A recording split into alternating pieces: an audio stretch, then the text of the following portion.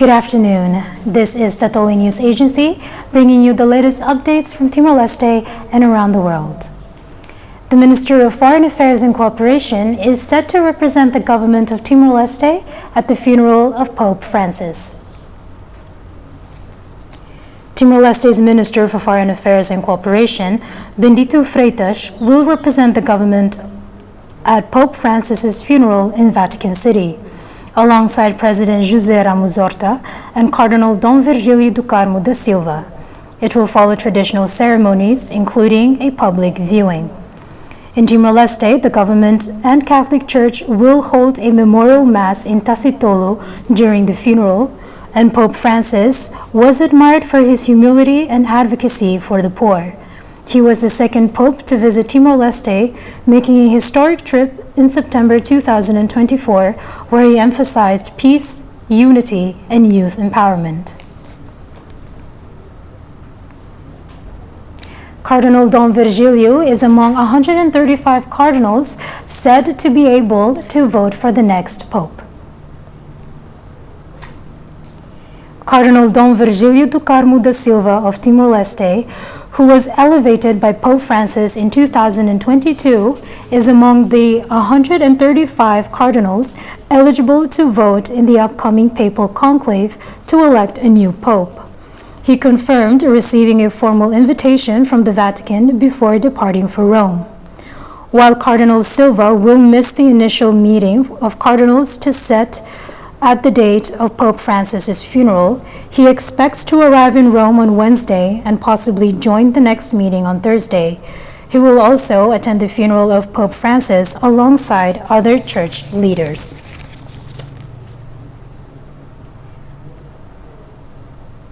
Christian and Muslim leaders in Timor-Leste mourn the loss of a global spiritual icon. His death has had a profound impact not only on the global Catholic community, but also on people of different faiths in Timor-Leste.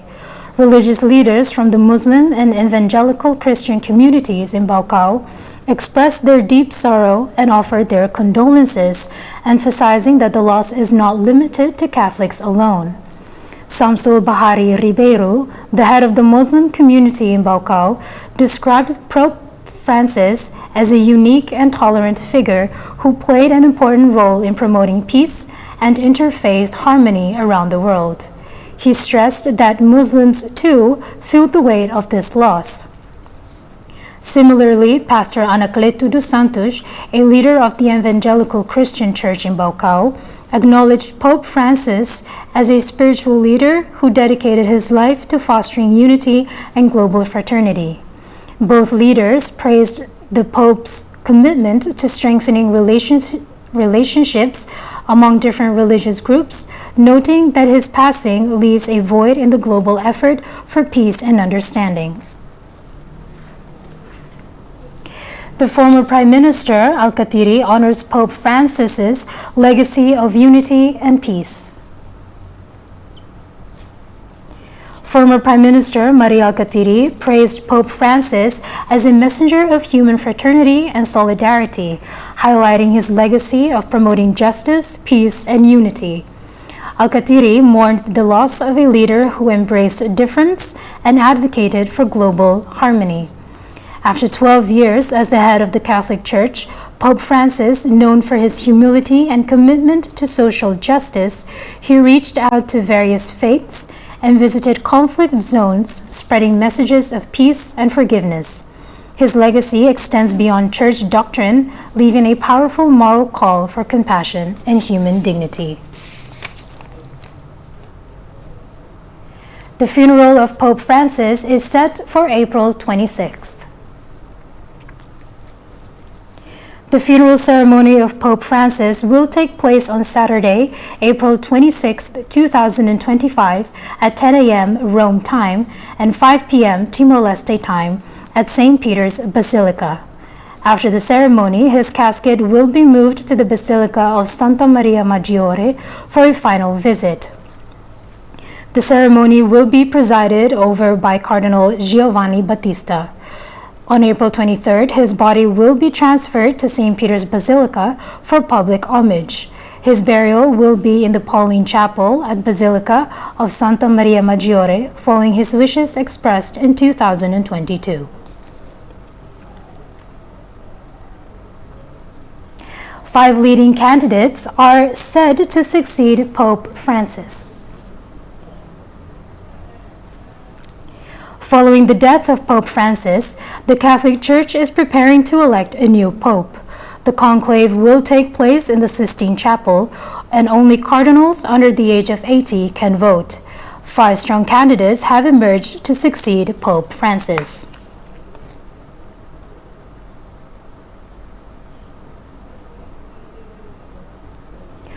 Luis Antonio Tagle, from Philippines, ages 67, close to Pope Francis, supports church reforms, represents growing Catholic influence in Asia. Pietro Parolin, from Italy, age 70, a Vatican Secretary of State, experienced diplomat, theological moderate, and unifying figure. Peter Turkson, from Ghana, age 76, advocate for social justice and climate action, would be the first Black pope in modern history. Peter Erdo, from Hungary, age 72, conservative canon law expert, strong on traditional church teachings. And Angelo Scola, from Italy, age 82, though his age may hinder chances despite past popularity, he is a theologian, former Archbishop of Milan.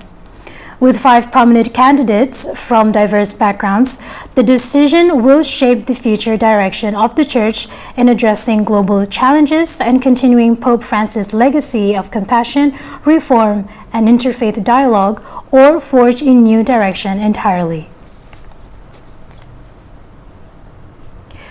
Order of the sacred process on how the papal conclave elects a new pope. The Vatican See period. After the Pope's death, the papal throne is declared vacant, and during this period, the administration of the Church is handled by the Camerlengo until a new pope is elected.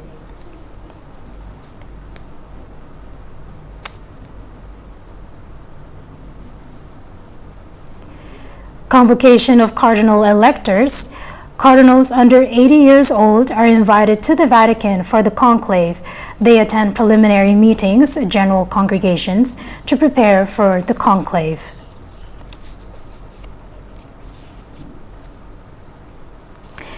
Entering the Sistine Chapel, the cardinals solemnly proceed to the Sistine Chapel, singing the Veni Creator Spiritus, seeking guidance from the Holy Spirit. Once inside, the conclave area is sealed off from the outside world. Oath in secrecy, cardinals swear to keep the election process secret and avoid external influence. When all non-cardinals are dismissed, the declaration extra omnes marks the official start of the conclave. Following the voting, each cardinal writes the name of their chosen candidate and places the vote in a special container on the altar.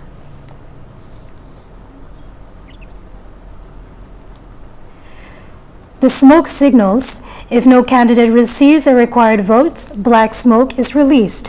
When a new pope is elected, white smoke signals the election to the world.